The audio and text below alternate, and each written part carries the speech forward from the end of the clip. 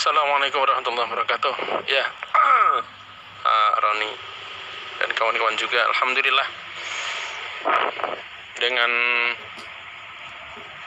berlangsungnya istimewa di Pakato yang ditutup lebih awal dari rencana semula, banyak sekali hal yang harus kita syukuri. Yang pertama adalah berlangsungnya istimewa itu dengan kondisi sebaik-baiknya, di luar dugaan kita, dengan pengaturan terbaik yang hanya Allah Ta'ala saja yang tahu apa hikmah besar balik itu semua. Yang nikmat kedua kita syukuri adalah kita dipilih untuk hadir dalam istimewa tersebut.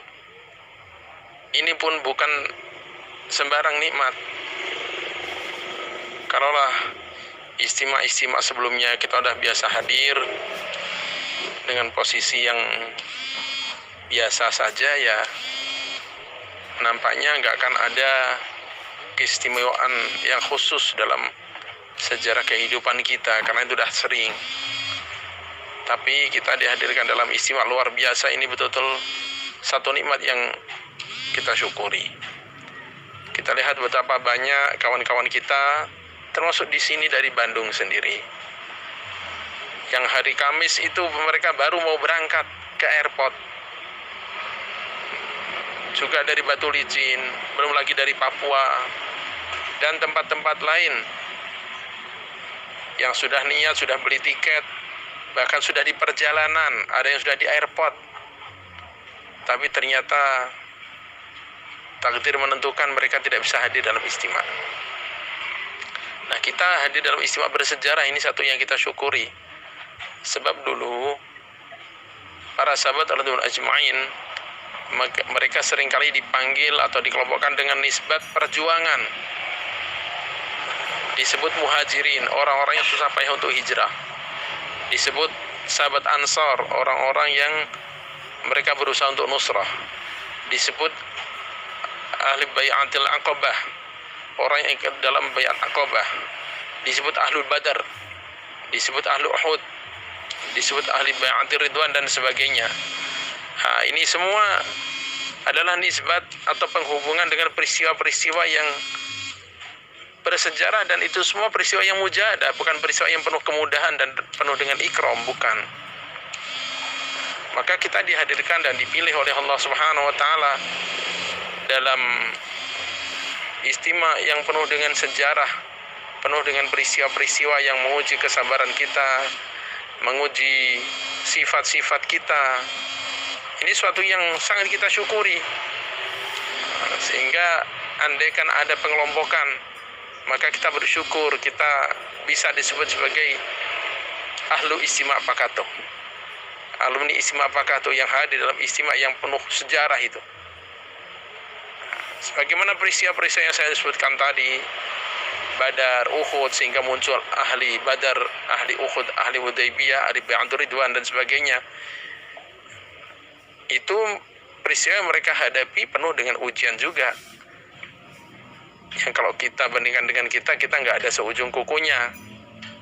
Mereka taruhannya nyawa, ujian kesabaran, yang kita nggak mungkin bisa menghadapi ujian seperti mereka.